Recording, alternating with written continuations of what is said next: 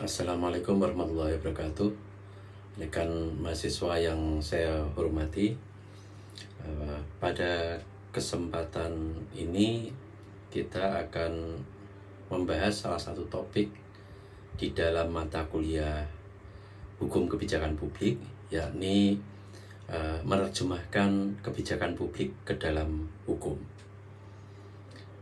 Topik ini menjadi kelanjutan dari topik-topik yang sudah kita bahas sebelumnya, di mana pada pertemuan pertama kita membahas tentang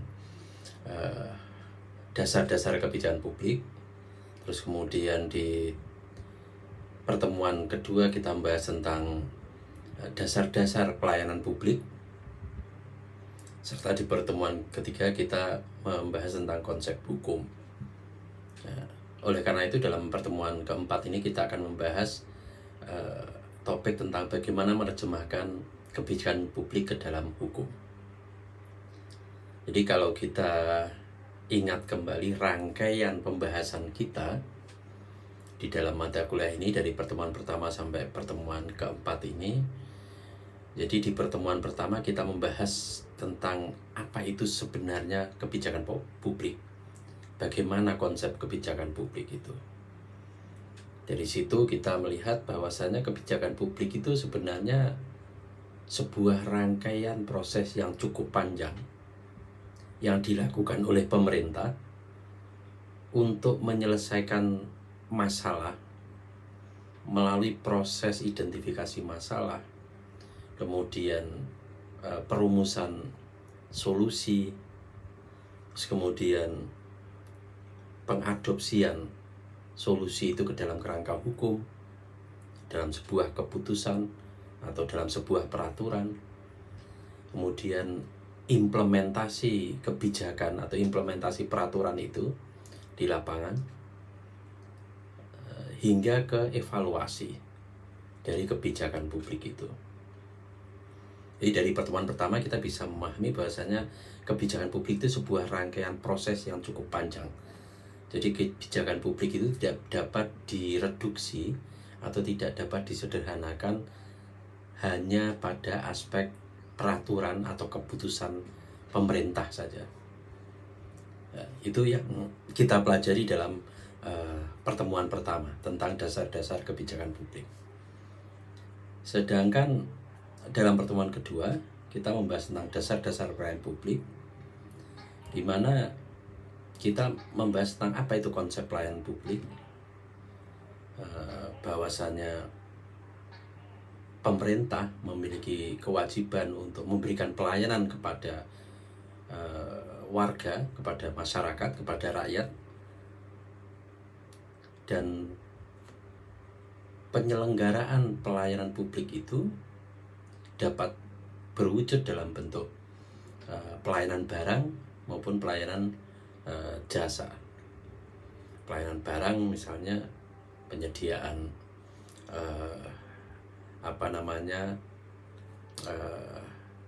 produk-produk pertanian, pembuatan jalan, fasilitas rumah sakit dan lain sebagainya, termasuk fasilitas pendidikan. Sedangkan pelayanan jasa itu pelayanan dalam bentuk perizinan maupun pelayanan-pelayanan lain yang tidak dalam bentuk fisik. Dan pelayanan publik itu sebenarnya bagian dari pelaksanaan kebijakan publik. Itu saya kira hal penting yang harus digarisbawahi, bahwasanya pelayanan publik itu adalah bagian dari pelaksanaan kebijakan publik. Dan pelaksanaan pelayanan publik itu dipagari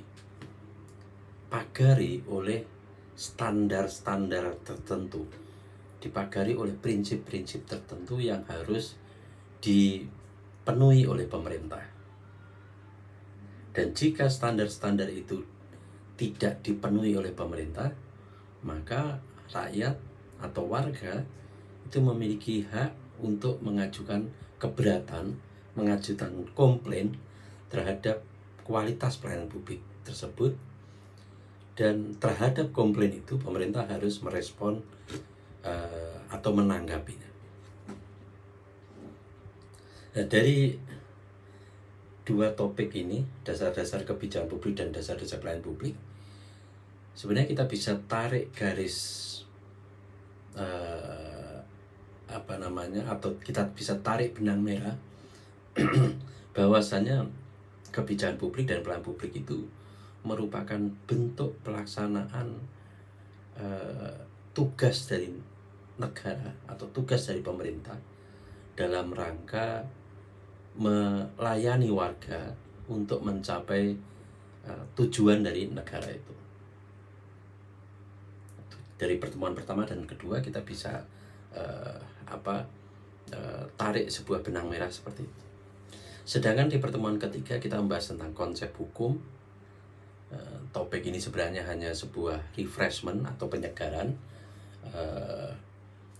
karena saya yakin teman-teman mahasiswa sudah mendapatkan mata kuliah pengantar ilmu hukum pada semester sebelumnya. Nah, sehingga pada pertemuan ketiga ini kita hanya melakukan penyegaran tentang apa itu hukum, apa itu konsep hukum, dan apa prinsip-prinsip hukum yang baik. Nah, di pertemuan keempat ini kita akan lebih fokus untuk membahas tentang bagaimana menerjemahkan kebijakan itu ke dalam atau kebijakan publik itu ke dalam aturan hukum. Sebagaimana saya sampaikan tadi, bahwasanya kebijakan publik itu sebuah proses panjang, mulai dari identifikasi masalah, analisa masalah, terus kemudian pembuatan solusi, terus kemudian pengkonversian atau mengubah solusi itu menjadi sebuah aturan hukum. Terus kemudian pelaksanaan dari aturan hukum itu, kemudian evaluasi. Nah, jadi dalam pertemuan ini kita akan membahas bagaimana solusi yang sudah dirumuskan oleh pemerintah untuk menjawab masalah yang muncul itu akan atau harus dituangkan di dalam aturan hukum. Caranya bagaimana dan mengapa harus dituangkan dalam aturan hukum. Nah, ini yang akan kita pelajari di dalam pertemuan keempat ini. Nah, untuk membahas tentang hal tersebut, maka ada beberapa sub bahasan yang akan saya jelaskan. Yang pertama adalah fungsi dan peran negara. Yang kedua adalah politik hukum. Dan yang ketiga adalah perumusan kebijakan publik ke dalam kerangka hukum. Ketiga sub pokok bahasan ini atau ketiga pokok bahasan ini saya harapkan nanti bisa membantu teman-teman memahami topik tentang menerjemahkan kebijakan publik ke dalam kerangka hukum. Oke, kita mulai dengan fungsi dan peran negara. Ketika kita bicara tentang fungsi dan peran negara, kita sebenarnya perlu melihat bagaimana peran negara itu dijalankan atau bagaimana peran negara itu dioperasionalisasikan. Pada dasarnya ketika kita bicara tentang peran negara itu secara teoritik kita tidak bisa lepaskan dari teori tentang ideologi negara. Jadi ketika kita bicara tentang bagaimana negara berperan dalam menjalankan pemerintahan, itu tidak bisa dilepaskan dari aspek atau pertimbangan atau perspektif tentang ideologi negara. Ideologi negara itu sendiri secara umum itu dibagi menjadi 4 secara teoritik ya. Jadi kalau kita rujuk pendapatnya Gildenhuys, itu dia merangkum 4 ideologi negara yang biasanya itu menjadi karakter dari fungsi atau peran negara di dalam menjalankan pemerintahan. Keempat ideologi tersebut adalah kapitalisme, sosialisme, social welfare state, dan economic welfare state. Apa itu kapitalisme? Kapitalisme itu atau sering disebut sebagai kapitalisme laissez-faire, yakni sebuah ideologi di mana tujuan utama dari negara itu adalah menyediakan sebuah lingkungan, sebuah suasana yang memungkinkan terjadinya persaingan bebas di antara warga negara. Jadi di dalam ideologi ini negara mengakui hak kepemilikan individu gitu ya. Jadi semua individu diakui memiliki hak kepemilikan, baik itu hak kepemilikan atas tanah, hak kepemilikan atas harta benda, dan lain sebagainya. Dan negara mengakui serta mewujudkan iklim persaingan bebas di antara warga negara.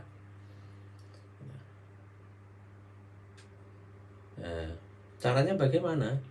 Nah, itu negara atau pemerintah misalnya membuat sistem hukum yang melindungi warga negaranya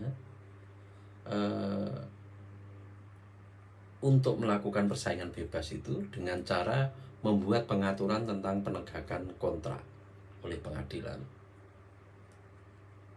Jadi sistem penyelesaian sistem penegakan perjanjian kerjasama, perjanjian jual beli antar warga negara atau antar warga negara dengan warga negara lain dari negara lain, itu dilindungi dan diatur oleh hukum di negara yang menganut ideologi kapitalisme laissez-faire. Negara juga memberikan perlindungan kepada properti individu. Jadi, baik perlindungan terhadap hak guna, hak milik, hak sewa.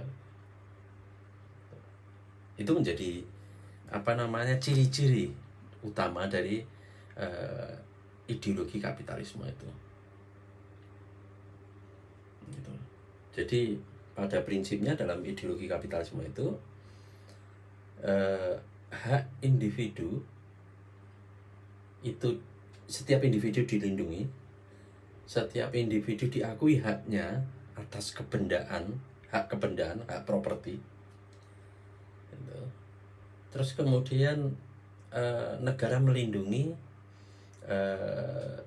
atau mendukung praktek persaingan bebas di dalam, terutama dalam ekonomi gitu ya. Ya, dengan pendekatan semacam itu maka negara tidak terlalu mencampuri urusan warga negara. Jadi negara itu hanya bersifat mengatur dan kemudian mengawasi. Makanya kemudian sering disebut sebagai negara polisi gitu ya. Hanya mengatur, mengamankan gitu ya. Mengatur dan mengamankan urusan ekonomi, urusan ini itu diserahkan kepada warga negara. diserahkan kepada masyarakat. Nah, ini berbeda dengan ideologi kedua, sosialisme. Ideologi sosialisme itu hampir kebalikan dari ideologi kapitalisme. Dalam ideologi sosialisme itu negara memiliki tujuan untuk menciptakan kesetaraan antar warga negara, antar individu. Kalau yang di kapitalisme itu negara memberikan perlindungan kepada individu, mengakui hak atas properti individu, dan mendukung persaingan bebas, maka implikasinya dari persaingan bebas itu, maka akan muncul kelompok-kelompok atau individu-individu yang mungkin karena dia punya sumber daya yang besar, baik itu sumber daya ekonomi maupun sumber daya teknologi maupun sumber daya manusia yang baik, yang bagus, maka bisa jadi dia atau mereka itu akan lebih kaya, lebih kuat dari yang lain, sehingga akan muncul ketidaksetaraan. Jadi nanti ada kelas konglomerat, ada kelas menengah, ada rakyat jelata yang miskin. Nah, dalam kapitalisme hal semacam itu dimaklumi, dan itu dianggap sebagai sebuah konsekuensi logis dari persaingan bebas. Jadi kalau ada yang miskin, ya yang disalahkan kenapa harus miskin gitu. Wong ini sudah ada persaingan bebas. Gitu kan. Nah, sebaliknya sosialisme itu berusaha menghapus kesenjangan antar warga itu. Jadi sosialisme berusaha mewujudkan kesetaraan antar warga negara. Jadi nggak boleh ada yang kaya, nggak boleh ada yang miskin, semuanya harus sama, setara. Nah, agar bisa semacam itu, maka di dalam ideologi sosialis itu hak atas properti itu, hak milik itu tidak diakui. Gitu ya. Jadi yang punya hak milik itu hanya negara. Karena dari hak milik itulah kemudian menjadi salah satu sumber munculnya persaingan bebas, dan kemudian memicu munculnya ketidaksetaraan, kesenjangan itu tadi. Jadi sosialisme tidak mengakui kepemilikan pribadi dan persaingan bebas. Sebaliknya sosialisme itu mendorong negara untuk melakukan redistribusi pendapatan. Gitu. Jadi negara melayani rakyat, negara mendorong munculnya kesetaraan dengan cara negara turun tangan langsung untuk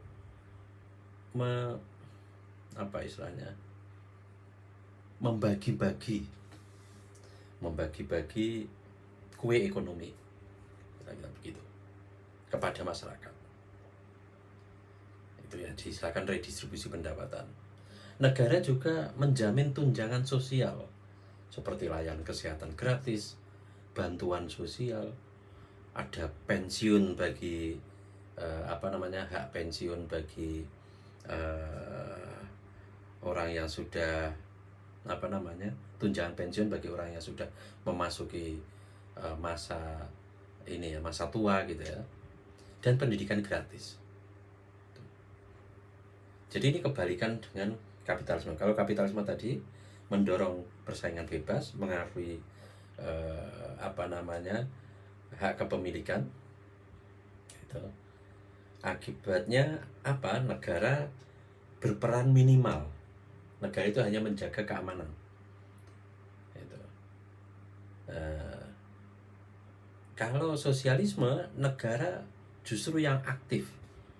Negara aktif meredistribusi pendapatan, menyediakan layanan-layanan sosial secara gratis, layanan pendidikan, layanan kesehatan, bantuan sosial, tunjangan pensiun, dan lain sebagainya. Itu disediakan semua oleh pemerintah, oleh negara. Jadi bisa dipahami ya, kapitalisme dengan sosialisme itu seperti dua kutub yang berbeda yang saling bertolak belakang. Ideologi yang ketiga adalah ideologi social welfare atau negara kesejahteraan sosial. Dalam negara kesejahteraan sosial atau social welfare state ini dia mirip dengan sosialis, ideologi sosialisme itu. Tetapi dia masih mengakui hak kepemilikan. Dia masih mengakui hak kepemilikan. Itu negara aktif memberikan pelayanan kepada masyarakat, terutama pelayanan sosial. Gitu. Jadi negara menciptakan lingkungan yang mendukung untuk memastikan warga negaranya itu mempunyai kesempatan yang sama untuk mendapatkan kehidupan yang baik. Dengan cara apa? Menjamin standar minimum kehidupan yang baik bagi seluruh warganya. Standar minimum upah misalnya, menyediakan pendidikan, pensiun, perawatan kesehatan, gitu. Perlindungan terhadap kehilangan pekerjaan dan lain sebagainya. Jadi dia mirip sosialisme, terutama dalam aspek pelayanan sosial kepada warga negara, tetapi sebenarnya dia masih mengakui hak kepemilikan. Yang keempat adalah negara kesejahteraan ekonomi atau economic welfare state. Ini hampir sama dengan negara kesejahteraan sosial, tetapi di sini dia penekanannya lebih ke aspek ekonomi. Jadi di dalam economic welfare state itu negara menekankan kesejahteraan ekonomi individu. Kalau tadi kan di social welfare state itu negara lebih menekankan pada jaminan kesejahteraan sosial warga. Kalau economic welfare state itu lebih menekankan pada kesejahteraan ekonomi warganya. Tetapi itu didasarkan pada nilai-nilai demokrasi dan usaha bebas dengan intervensi pemerintah yang sedikit itu, yang minimal dalam aktivitas individu. Jadi economic welfare state itu di satu sisi dia mirip dengan kapitalisme karena mendukung persaingan bebas, gitu ya. Tetapi di sisi lain persaingan bebasnya itu tidak persaingan bebas yang absolut, gitu ya. Jadi persaingan bebasnya harus tetap berada di dalam koridor demokrasi, nilai-nilai demokrasi. Gitu. Jadi misalnya masih ada keadilan, nilai keadilan itu masih didorong, gitu ya. Nilai kesetaraan itu juga masih didorong. Jadi ini berbeda dengan kapitalisme yang murni persaingan bebas, gitu ya. Jadi itu adalah 4 ideologi negara. Ketika kita bicara tentang tujuan dan fungsi negara, maka sebenarnya kita bisa lihat bagaimana tujuan sebuah negara dan bagaimana negara itu berfungsi dari keempat ideologi tersebut. Jadi negara tertentu dia misalnya lebih condong ke ideologi kapitalis, tapi negara yang lain mungkin lebih condong kepada ideologi sosialis. Ya, negara-negara komunis seperti China zaman dulu, Vietnam misalnya, Uni Soviet, itu dia cenderung ke sosialis.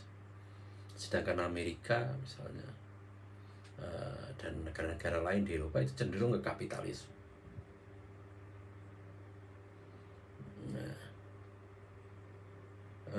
Indonesia itu cenderung ke social welfare. Tetapi dalam perkembangan terakhir ini memang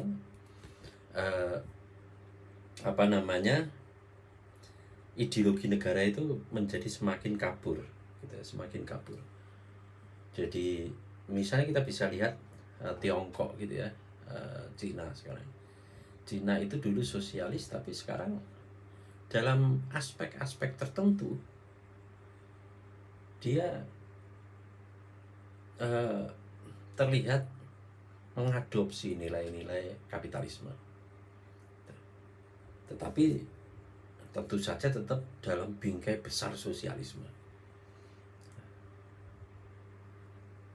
Misalnya Indonesia itu dulu pada awal kemerdekaan itu lebih cenderung sosialis dan social welfare state. Tapi dalam perkembangannya sekarang ini mulai membuka ruang-ruang bagi kapitalisme itu. Misalnya membuka ruang bagi masuknya investasi asing secara besar-besaran dan melonggarkan aturan-aturan yang dalam beberapa sisi akan merugikan warga atau WNI gitu ya. Nah, itu menunjukkan perkembangan ideologi negara yang diterapkan atau yang dipakai oleh sebuah negara yang mulai blend, yang mulai membaur, mulai dicampur aduk gitu ya. Dan itu sebenarnya tidak bisa disalahkan juga karena zaman terus berkembang. Nah, tapi kalau kita mau melihat bagaimana fungsi negara, sebenarnya ya kita bisa merujuk pada ideologi tadi. Jadi bagaimana fungsi negara Indonesia, bagaimana peran negara Indonesia, itu kita bisa lihat dari keempat ideologi tersebut. Kita sebenarnya lebih cenderung kemana? Ke sosialis, ke kapitalis, ke social welfare state, atau ke economic welfare state. Gitu. Nah, kalau tadi kita bicara tentang peran negara ya, tujuan dan peran negara. Tapi kita melihatnya dari aspek ideologinya. Nah, berikutnya, apa sebenarnya tujuan negara itu secara teoritik gitu ya. Ini kita bisa melihat misalnya pendapat dari Aristoteles, filosof Yunani gitu ya, yang menganggap bahwasanya negara itu dibuat untuk tujuan menyelenggarakan kepentingan warga negaranya, dan juga berusaha supaya warga negara hidup baik dan bahagia atau good life gitu. Didasarkan atas keadilan. Keadilan itu memerintah dan harus menjelma dalam negara. Nah, itu sebenarnya idealitas dari tujuan negara gitu ya, menurut Aristoteles. Jadi tujuan negara itu ya untuk melayani rakyat gitu ya. Tujuan negara itu melayani rakyat atau menyelenggarakan kepentingan warga negaranya, dan juga mewujudkan kehidupan yang baik bagi warga negaranya, yang didasarkan atas keadilan. Ya, kalau kita melihat misalnya pendapatnya Profesor Miriam Budiarjo, itu negara itu dengan tujuan semacam itu, maka negara itu menjalankan fungsi melaksanakan penertiban sosial ya, untuk mencapai tujuan bersama dan mencegah bentrokan dalam masyarakat. Negara harus melaksanakan penertiban sehingga dengan demikian negara itu menjalankan fungsi sebagai stabilisator. Jadi menurut Profesor Miriam Budiarjo, fungsi negara yang pertama itu adalah mewujudkan ketertiban. Yang kedua, adalah menguasakan kesejahteraan atau mengusahakan kesejahteraan dan kemakmuran rakyat, mewujudkan kesejahteraan dan kemakmuran rakyat. Yang ketiga adalah negara itu juga berfungsi untuk menyelenggarakan pertahanan dari kemungkinan serangan dari negara lain. Serta yang keempat adalah menegakkan keadilan. Jadi ada 4 fungsi negara menurut Profesor Miriam Budiarjo. Sekali lagi, satu, mewujudkan fungsi untuk mewujudkan ketertiban atau fungsi stabilitator. Kemudian fungsi untuk mewujudkan kesejahteraan dan kemakmuran. Fungsi pertahanan, melindungi warga atau melindungi negara dari serangan dari luar, serta menegakkan keadilan. Sedangkan dalam perspektif ekonomi, Francis Fukuyama itu mengatakan bahwasannya negara itu memiliki 3 fungsi gitu.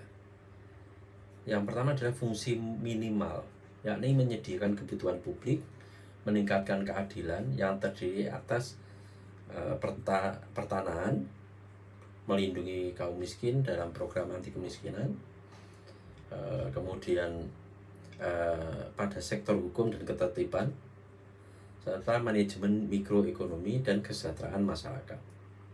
Itu yang fungsi minimal. Kemudian yang kedua adalah fungsi menengah, yakni menangani persoalan-persoalan eksternal, mengatur monopoli, memperbaiki kualitas informasi, menyediakan asuransi sosial, dan sebagainya. Pelaksanaan dari fungsi menengah ini adalah pendidikan, perlindungan lingkungan kerja, pengaturan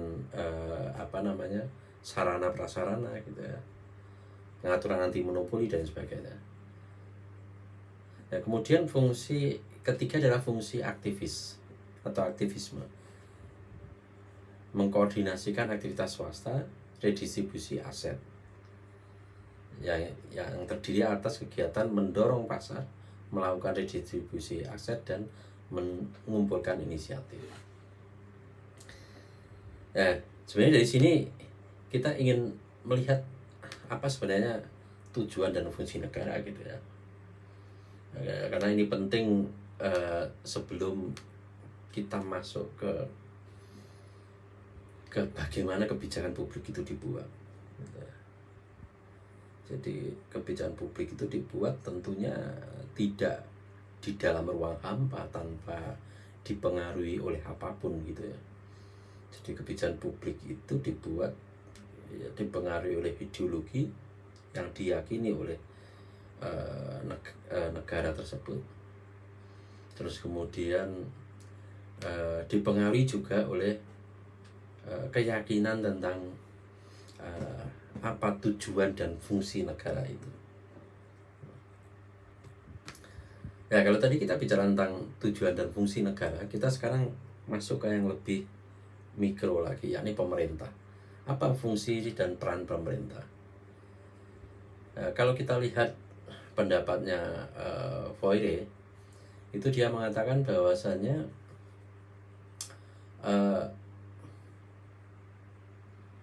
fungsi pemerintah adalah menyelenggarakan pemerintahan, dan pemerintahan itu memiliki 2 aspek, politik dan administratif.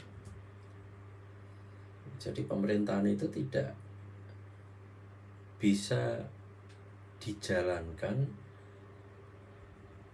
hanya berdasarkan atau hanya menggunakan pendekatan administratif, tapi selalu ada aspek politiknya.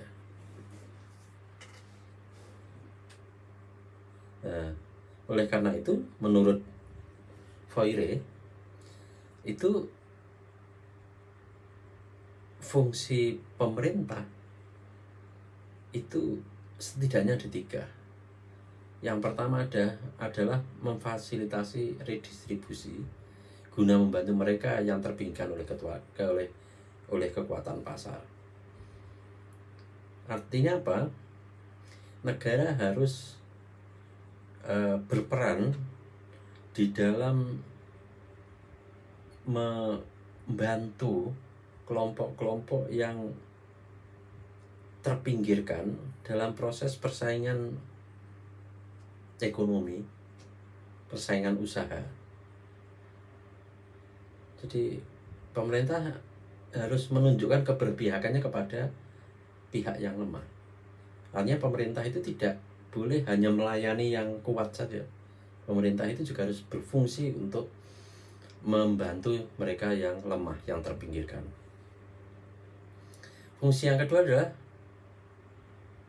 mendorong pertumbuhan ekonomi.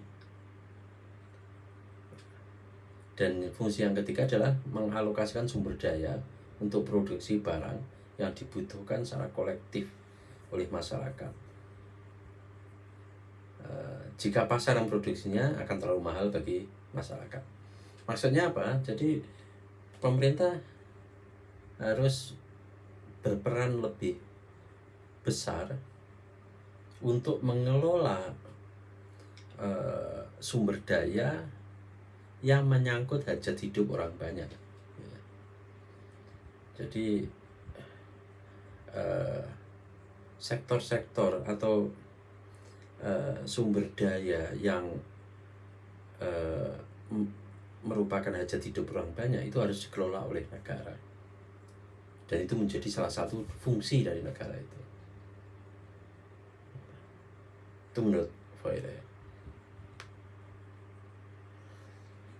Oke, jadi tadi kita sudah membahas tentang apa tujuan dan fungsi negara serta tujuan dan fungsi pemerintah. Nah, berikutnya kita beralih ke apa itu negara hukum. Ini penting karena nanti kita akan masuk ke bagaimana menerjemahkan kebijakan ke dalam hukum. Jadi pembahasan sebelumnya tadi kita membahas tentang apa itu negara, tujuan dan fungsi negara, yang itu nanti menjadi landasan dari munculnya kebijakan publik gitu. Karena kebijakan publik itu dipengaruhi oleh ideologi yang diyakini atau yang dianut oleh suatu negara, dipengaruhi oleh pemahaman dia tentang apa fungsi negara dan fungsi pemerintah. Yang berikutnya kemudian kita membahas tentang apa yang dimaksud dengan negara hukum. Jadi dalam negara hukum, ketika kita hubungkan dengan kebijakan publik gitu ya, jadi kita tidak membahas konsep negara hukum secara umum, tapi kita membahas negara hukum ketika dikaitkan dengan kebijakan publik. Jadi dalam negara hukum, setiap kebijakan publik itu harus berdasarkan atas instrumen hukum. Jadi kebijakan publik itu tidak bisa diwujudkan tanpa melalui instrumen hukum. Kenapa? Karena jika kebijakan publik itu tidak diwujudkan melalui instrumen hukum, maka akan sulit untuk melakukan upaya evaluasi atau upaya untuk menggugat kebijakan tersebut. Karena tidak bisa dipastikan bahwasannya kebijakan publik yang dibuat oleh pemerintah itu pasti baik. Jadi tidak ada jaminan bahwasannya semua kebijakan publik yang dibuat pemerintah itu adalah bagus dan bermanfaat bagi rakyat dan benar. Oleh karena itu harus ada mekanisme untuk men-challenge, untuk menggugat. Dan agar itu bisa digugat, maka kebijakan publik itu harus dituangkan dalam bentuk hukum, dalam bentuk instrumen hukum, dalam bentuk produk hukum.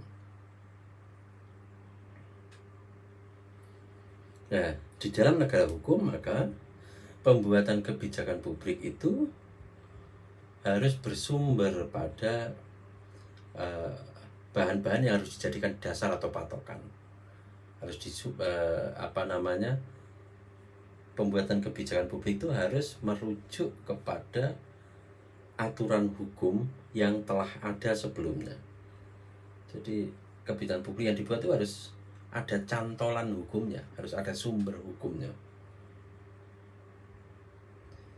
Jadi kebijakan publik itu tidak bisa dibuat berdasarkan selera saja, harus ada justifikasi hukumnya.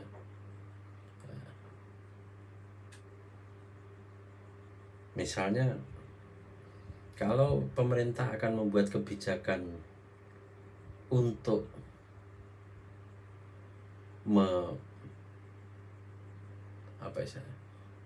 memindah ibu kota negara dari DKI Jakarta ke ibu kota Nusantara, maka kebijakan itu harus dibuat dalam bentuk instrumen hukum, dalam bentuk undang-undang, ya, bentuk keputusan presiden misalnya.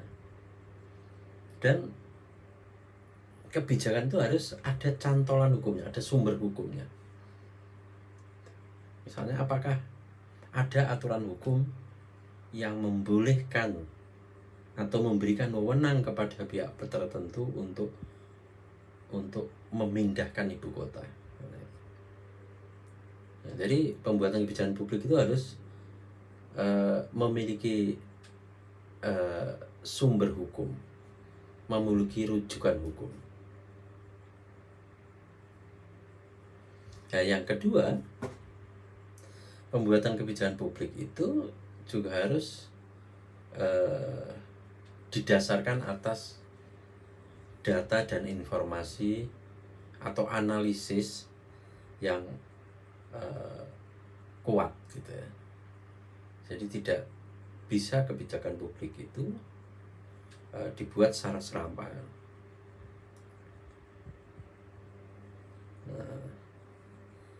Jadi pada dasarnya dalam sebuah negara hukum itu kebijakan publik itu harus diwujudkan dalam bentuk aturan hukum, baik itu undang-undang, peraturan pemerintah, peraturan presiden, keputusan presiden, dan sebagainya. Jadi harus ada produk hukum. Terus kemudian produk hukum itu atau kebijakan publik itu harus memiliki landasan hukum, harus memiliki rujukan hukum. Jadi tidak bisa sebuah kebijakan publik dibuat tanpa basis atau tanpa landasan pembenaran dari sudut hukum.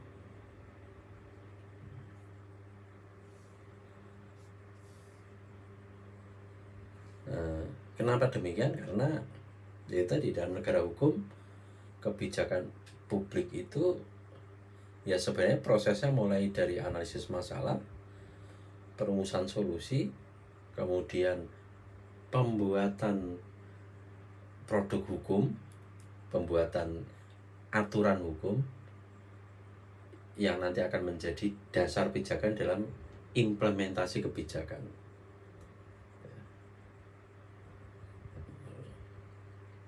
Nah, di sisi lain sebenarnya satu hal yang juga perlu dipertimbangkan atau perlu dipahami, bahwasannya di dalam sebuah negara yang mana negara hukum pun itu proses pembuatan hukum itu bukan sebuah proses yang terlepas dari proses politik. Jadi pembuatan hukum atau hukum itu ketika dibuat itu dia tidak berada di ruang hampa. Hukum itu tidak bebas kepentingan. Itu. Kenapa demikian? Karena hukum, undang-undang, peraturan itu dibuat melalui proses politik. Jadi hukum dibuat oleh lembaga yang berwenang, dalam ini lembaga legislatif. Lembaga legislatif itu terdiri dari anggota-anggota yang dipilih melalui proses politik, melalui pemilu. Pemerintah pun dipimpin oleh kepala eksekutif, presiden atau kepala daerah yang juga dipilih melalui proses politik, melalui pemilu. Sehingga ketika eksekutif dan legislatif, ketika presiden dan DPR membuat undang-undang, membuat hukum, maka hukum yang dibuat itu pasti dipengaruhi oleh faktor-faktor politik, dipengaruhi oleh pertimbangan-pertimbangan politik, dipengaruhi oleh kepentingan-kepentingan politik yang ada di masing-masing pihak itu saja. Ini yang disebut dengan politik hukum sebenarnya. Jadi kalau kita menganggap bahwasannya hukum itu harus ditegakkan, hukum itu harus dianggap benar, itu sebenarnya adalah kita memposisikan hukum itu sebagai sebuah produk yang sudah jadi. Tapi ketika hukum itu sedang dalam proses pembuatan, itu sebenarnya prosesnya sangat dipengaruhi oleh proses politik, sangat dipengaruhi oleh kepentingan-kepentingan politik para pembuat hukum itu. Ini yang disebut dengan politik hukum.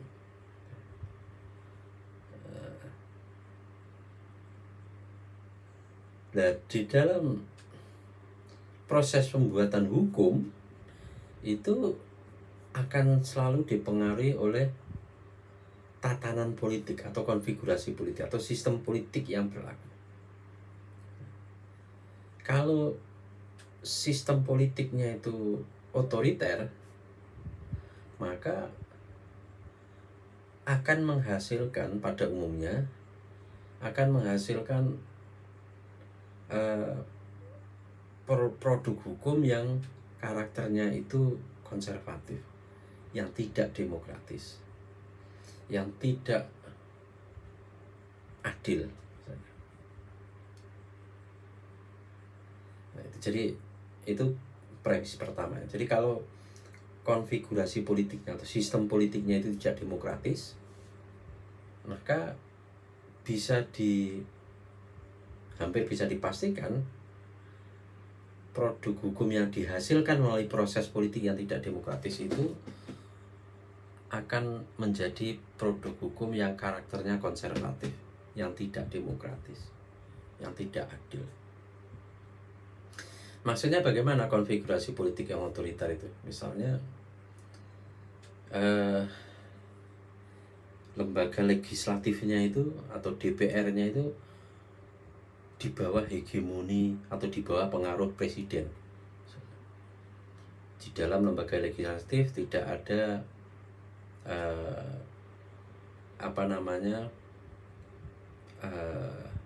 kekuatan oposisi. Jadi semua anggota DPR itu pendukung presiden gitu. Ya, maka dalam situasi atau dalam sistem politik yang semacam itu dapat dipastikan bahwasanya karakter produk hukumnya itu juga akan konservatif, tidak demokratis gitu. Hal ini berbeda kalau konfigurasi politiknya demokratis. Itu nanti akan menghasilkan produk hukum yang karakternya itu responsif dan otonom. Jadi kalau DPR-nya itu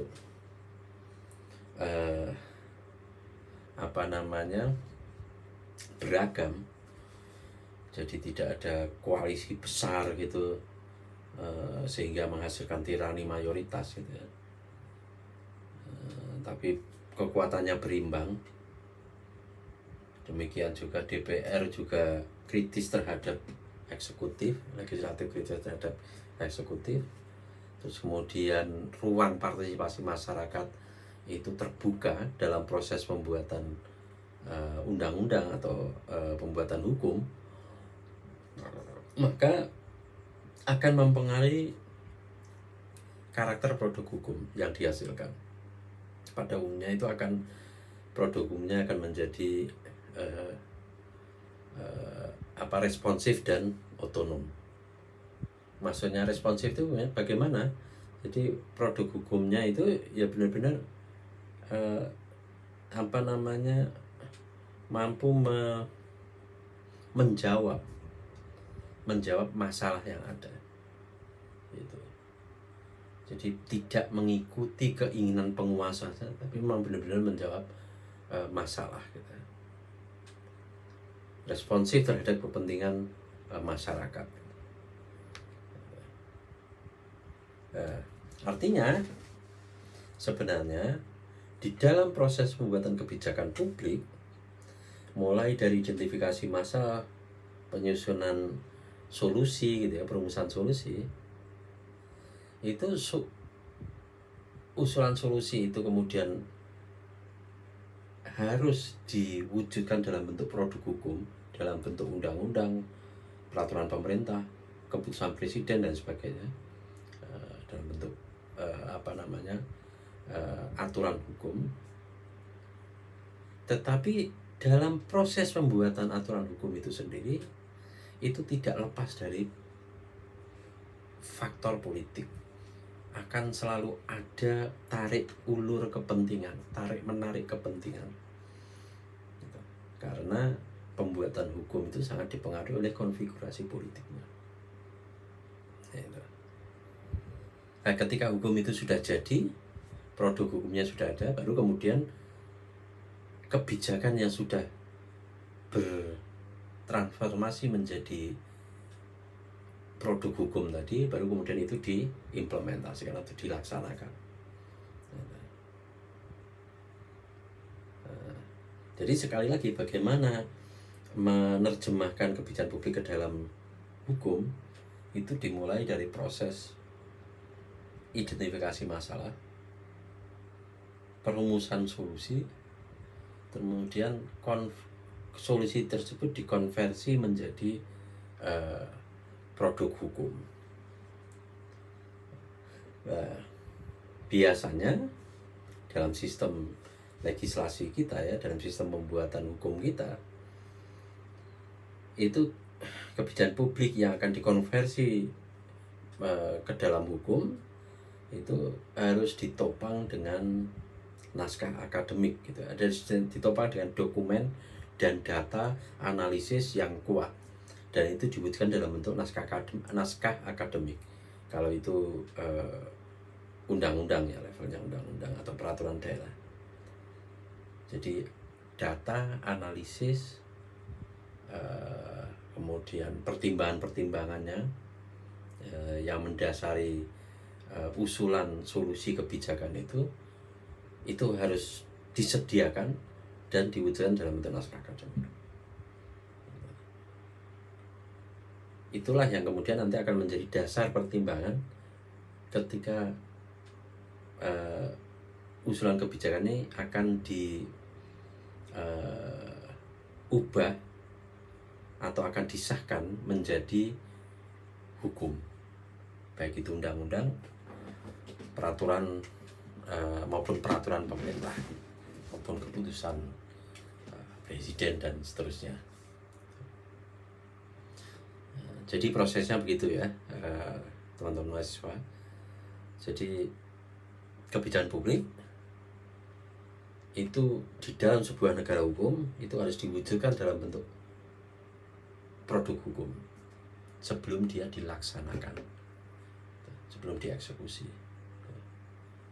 Jadi kalau pemerintah misalnya mau melakukan sebuah tindakan tertentu untuk merespon suatu masalah, maka harus ada dasar hukumnya.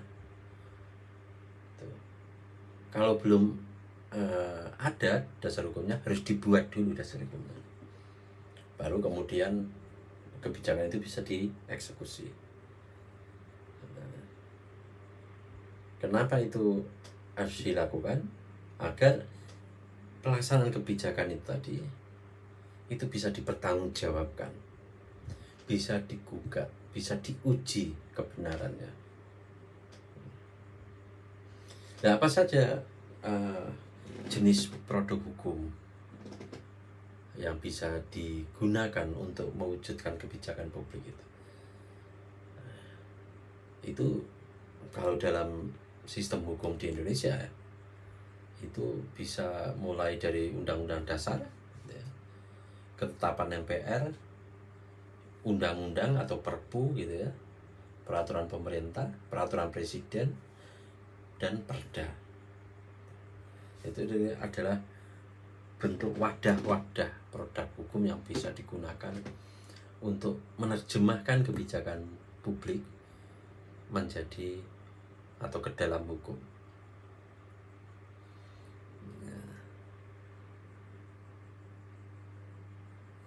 Ya, sifat produk hukum dalam kebijakan publik itu ada 3 gitu ya.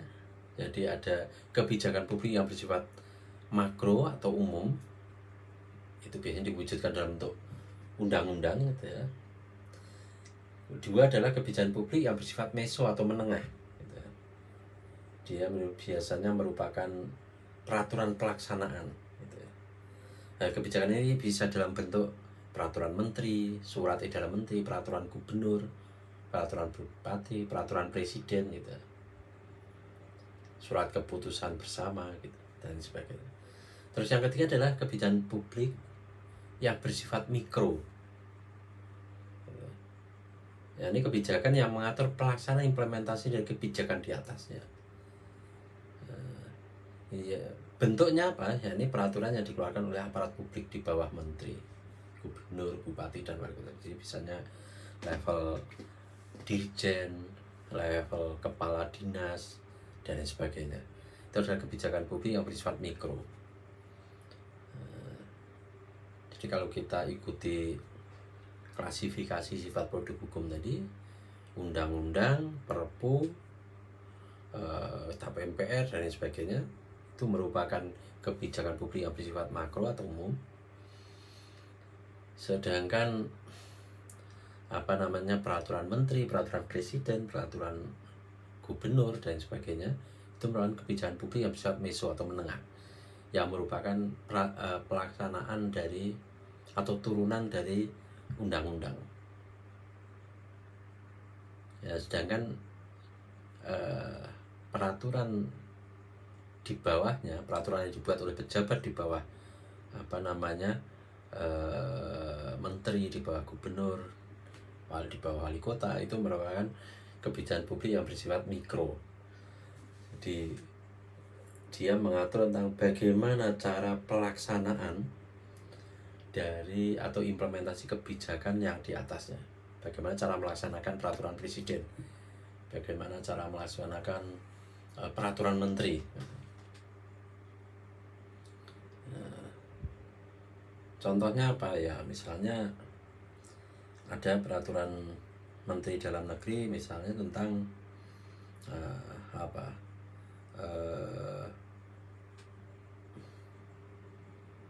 KTP elektronik misalnya. Kan itu norma tentang KTP elektronik itu kan norma atau kebijakan publik di level makronya itu kan ada di undang-undang kependudukan gitu ya. Terus kemudian dibuat peraturan pemerintah tentang elektronifikasi kartu tanda penduduk misalnya. Itu kebijakan mesonya. Nanti misalnya dirjen Adminduk di Kemendagri membuat peraturan pelaksanaan, yaitu dia termasuk dalam kebijakan publik yang bersifat mikro. Jadi demikian rekan-rekan mahasiswa penjelasan saya terkait dengan materi perkuliahan kita dalam pertemuan keempat ini tentang menerjemahkan kebijakan publik dalam hukum. Semoga bisa dipahami. Nanti jika ada pertanyaan bisa kita diskusikan lebih lanjut. Terima kasih. Wallahul muwaffiq ila aqwamit thoriq. Assalamualaikum warahmatullahi wabarakatuh.